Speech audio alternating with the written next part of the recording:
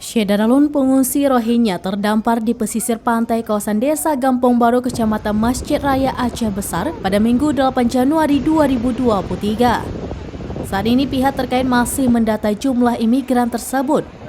Pengungsi yang diperkirakan 185 orang itu tiba di lokasi sekitar pukul 14.30 waktu Indonesia bagian Barat. Pengungsi Rohingya yang terdampar kali ini terdiri dari laki-laki, perempuan, dan anak-anak. Beberapa pengungsi dalam kondisi lemah dan memilih tidur di pantai. Lokasi keberadaan pengungsi dipenuhi masyarakat setempat. Dari Aceh Besar, Henry, Seraminews.com.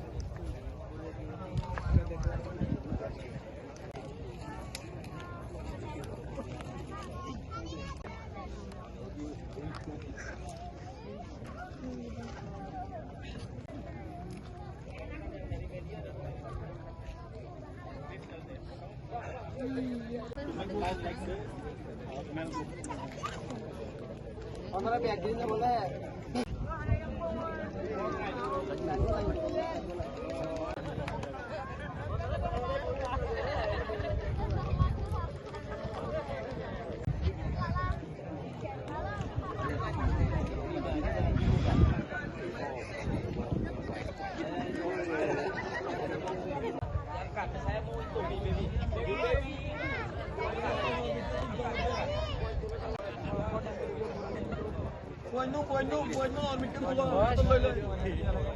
Gua ngira saya kurang-kurangin atullah itu.